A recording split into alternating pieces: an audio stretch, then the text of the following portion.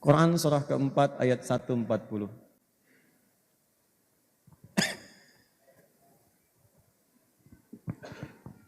Ini mohon maaf ya kalau terkesan agak tegas, karena ini bahaya, lebih bahaya daripada kemusyrikan. Musik aja bahaya, apalagi yang begini. Ini bahayanya banyak ini. Ya, dan kita mesti sadar, ya pemerintah juga mesti sadar. Ini bukan hanya bahaya untuk memecah belah ke nilai keyakinan, tapi juga bahaya untuk status kebangsaan, untuk persatuan. Ini melanggar banyak Pancasila nih. Kemanusiaan yang beradab kita dirusak dengan menghadirkan orang-orang tanpa adab. Persatuan Indonesia kita dipecah sehingga di Indonesia tidak bersatu. Ya, kerakyatan dipimpin oleh hikmat kebijaksanaan. Ini bijaksana nggak ada, hikmat tidak ada. Ini bahaya, hikmat itu kan diantara maknanya ilmu. Ini merusak pengetahuan. Ya, keadilan sosial bagi seluruh rakyat Indonesia. Ini sila ini dipleset-plesetkan. Apalagi yang pertama, ketuhanan yang Maha Esa. Ini bertentangan jelas. Hampir dengan Pancasila bertentangan, dengan Undang-Undang Dasar bertentangan, ini bahaya. Maka kata Allah, lihat Allah berfirman dalam Quran surah keempat ayat 140. Kalau Anda menemukan indikasi orang seperti ini, dan dia dari golongan-golongan muslim, di lisannya berkata dia Islam, maka kaidahnya perhatikan baik-baik. Wa qad nazzala 'alaikum fil kitab. Telah tiba ketentuan dalam Alkitab, Al-Quran. An idza sami'tum ayatillahi yukfaru biha wa yustahza'u biha. Jika Anda mendengar orang-orang mulai mengingkari ayat-ayat Allah. Yang dimaksud mengingkari di sini, maaf ya, maaf, ada yang memotong-motong ayat Quran tapi ditempatkan dengan tempat yang tidak benar.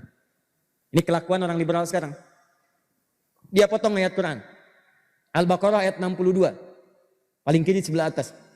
Innal ladzina amanu wal ladzina hadu wan nasara was sabiin ya man amana billahi wal yawmil akhir wa amila shalihan lahum ajrum ya inda rabbihim fala khaufun alaihim wa lahum yahzanun. Orang-orang beriman itu orang Yahudi, orang Nasrani, orang-orang penyembah bintang-gemintang, bahkan sabiin, benda-benda langit. Maka mereka sepanjang beriman dan beramal soleh itu akan mendapatkan kebaikan-kebaikan dari Allah, berpeluang masuk surga. Disimpulkan oleh mereka, dipotong ayatnya. Nih, ini buktinya pluralisme agama. Orang Yahudi, orang Nasrani, penyembah bintang-bintang, kata Quran pun semua akan masuk surga. Ini buktinya semuanya sama, Tuhan mengakui. Kalimatnya bagus, retorikanya menarik, kata-katanya cantik. Persis seperti ketentuan di Al-Baqarah ayat 204. Paling kiri sebelah atas.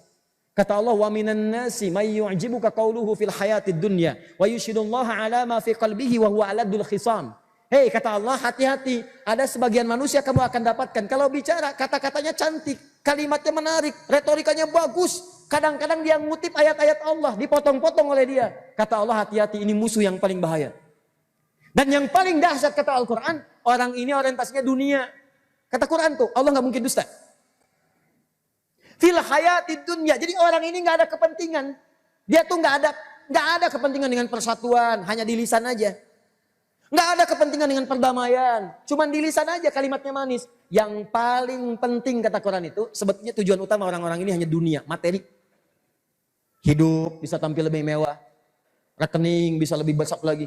Kendaraan bisa lebih mewah lagi. Hampir tidak ditemukan, hampir tidak ada, jarang yang sifatnya ideologis itu jarang. Pada akhirnya materi yang dikejar. Begitu rekeningnya terputus, kerannya nggak ada, transfernya macet, maka berhentilah semua aktivitas itu. Kalau Anda menemukan yang seperti ini kata Quran, apa yang dilakukan? Wa yustahza'u biha. Atau yang kedua, dia sih tidak mengambil ayat Quran. Dia tidak memalsukan ayat Quran, tidak motong-motong. Tapi yang dia kerjakan mengolok-ngolok ayat. Ayat diambil, ditempatkan pada yang tidak benar. Tiba-tiba bikin status, bikin meme di media sosial. Ayat dipelintir, ayat diolok-olok. Tentang hijab misalnya, tiba-tiba digambarkan. Seorang perempuan mengenakan hijab sedang mencuri, disalahkan hijabnya. Oh ternyata ayat hijab sudah tidak kontekstual lagi ya sekarang. Oh yang mencuri juga pakai hijab. Tuh. Bikin kaidahnya dipelesetkan. Pakai ilmu mantik dengan menggunakan logika yang salah. Dibuat, mengolok-olok Islam. Nih pilih mana? Kalau ada yang pertama orang Islam tapi koruptor. Yang kedua non muslim tapi jujur, pilih mana? Oh kan? Udah kena jebakan tuh. Batman aja gak begitu menjebaknya. Batman tuh gak pernah begitu. Orang bilang jebakan Batman, ini jebakan orientalis nih. Nih, pilih ini. Muslim, koruptor. Non-muslim, jujur. Kalau ada pilihan seperti ini, satu, muslim tapi koruptor, dua, non-muslim tapi jujur, pilih mana? Tuh. Ini yang seperti ini, pertanyaan yang salah tidak menghasilkan jawaban. Ya, ini udah salah logikanya. Tapi dibuat cepat. Dibuat cepat, dibikin cepat. Persis seperti kasir Indomaret menawarkan pulsa cepat. Begitu Anda bayar, pulsanya sekalian Pak. Jadi tidak membuat Anda mikir. Rotinya Pak, beli 1 bonus 2. Saya ambil bonusnya aja.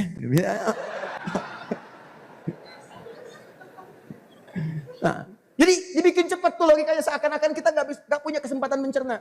Padahal di ilmu mantik, di ilmu logika, ini sudah salah. Premis namanya, premisnya keliru. Nih, ketentuan pertama, kalau Anda ingin membandingkan, maka bandingannya mesti apple to apple. Ya, apple, maksudnya apple. Tulis pakai bahasa Indonesia aja lah. Bandingkan lagi dengan apel. Ini baru seimbang. Jangan apel bandingkan dengan jeruk. Ya, enak mana? Apel Malang dengan jeruk Bandung Barat misalnya, jeruk Soreang. Nggak nyambung. Apalagi kemudian bandingannya terlampau jauh. Coba menurut Anda, lebih enak mana apel Malang dengan tahu Sumedang? Nggak nyambung. Jadi kalau Anda membandingkan apel dengan apel lagi, itu baru nyambung. Terasi dengan terasi lagi, tahu dengan tahu lagi. Jeruk Garut dengan jeruk Soreang, silahkan bandingkan. Tapi jangan pernah Anda sampaikan perbandingan yang tidak sama. Nah kalau Anda membandingkan muslim yang koruptor, bandingkan dengan non-muslim yang koruptor lagi, baru adil di situ. Kalau ada perbandingan begini, pilih mana? Muslim yang koruptor atau non-muslim yang koruptor? Pilih mana? Jangan pilih dua-duanya, sama aja jelek juga. Tapi perbandingannya masih adil, masih sama. Dan kita tidak punya pilihan, ngapain pilih keduanya kalau ada yang lain? Yang kedua, ini perbandingan bahaya. Muslim koruptor, memberikan kesan seakan-akan orang Islam itu koruptor. Apa enggak ada muslim yang jujur di 200 juta lebih di bangsa ini? Cek. Apa semua yang bukan muslim itu baik semuanya? Coba cek yang narkoba tuh, kebanyakan siapa? Yang besar-besar korupsi, kebanyakan siapa? Dan jangan pernah bawa nama-nama nilai agama pada hal yang demikian. Kalau memang mau dibawa, bandingkan dengan yang seimbang. Jujur dengan jujur lagi. Baru kesimpulannya sempurna. Kadang-kadang ininya sama, ini sama, tapi kesimpulannya salah. Nih, dari belajar logika begini nih. Logika nih ya. Misal, Asep suka pisang. Monyet suka pisang. Maka Asep sama dengan itu sudah salah kan? Tuh ibu bisa aja tuh, bisa bahaya kayak gitu.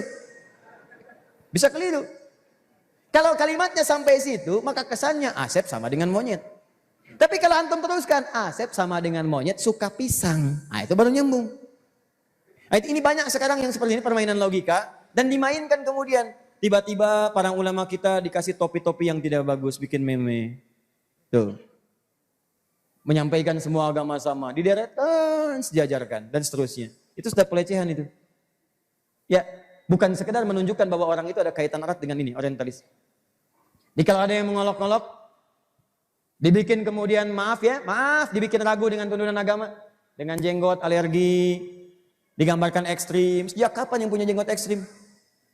Tuh lihat, Sergio Ramos berjenggot. Lionel Messi berjenggot. Gerard Pique, suaminya Shakira berjenggot.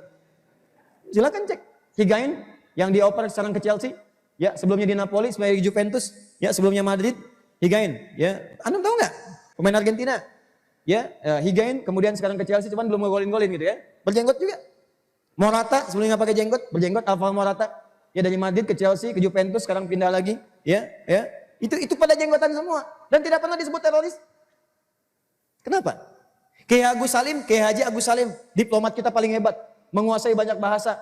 Beliau itu ahli tafsir. Dulu tuh orang tuh ahli tafsir, ahli Quran, diplomat, ahli bahasa, 9 bahasa dikuasai dan bangga tampil dengan peci, dengan sarung.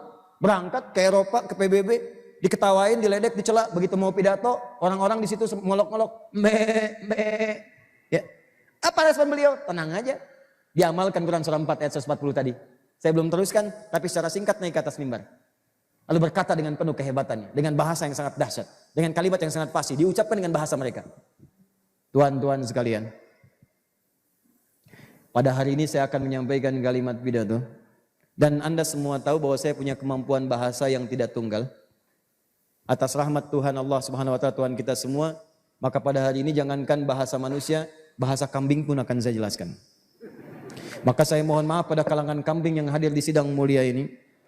Saya mohon izin menyampaikan dengan bahasa manusia dulu, baru setelah itu saya jelaskan dengan bahasa kambing. Wah, tunduk malu merah semua. Itu yang paling hebat. Oh, jangan dilawan dengan celah diri itu. Kuasai bahasanya. Pelajari. Sehingga ketika ada argumentasi, kita lawan dengan argumentasi lagi. Ya ini kan nggak seimbang. Itu datang dengan pena, sini datang dengan golok, ya nggak akan nyambung. Ya, ini datang dengan surat tilang, ini datang dengan amukan. Pelanggaran Anda begini. Susah itu. Jadi banyak pelanggaran.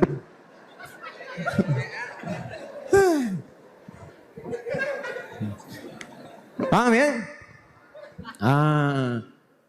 Apa kaidahnya? Fala taq'udu, teruskan ayatnya, belum selesai, teruskan ayatnya. Fala taq'udu ma'ahum. Kalau datang orang-orang seperti itu, mau dia telah jadi tokoh, mau kiai, mau ustadz, mau habib, mau macam-macam, dan insya Allah kalau yang baik-baik tidak ada. Tapi kalau ada, tiba-tiba ada, yang ngolok-ngolok, yang macam-macam dan sebagainya, maka jangan dicela. Indah Quran tuh, jangan dicela. Buang-buang energi mencela yang sudah tercela. Tuh, tangkap kalimat ini. Buang-buang energi mencela yang sudah tercela. Kalau udah tahu buruk, ngapain dicela lagi? Buang-buang waktu. Mendingan lisan kita dipakai untuk yang lebih baik. Baca Quran, ngapalin ayat, banyak pahalanya. Maka kata Al-Quran, fala taq'udu ma'ahum. Sudah, jangan repot dicela, jangan dihina. Tinggalkan mereka. Kalau ada itu asalnya duduk. Duduk itu sesuatu yang rapat, jangan mendekat kepada mereka. Jadi kalau mereka ngasih ceramah, jangan datang. Kalau nulis buku, jangan dibaca.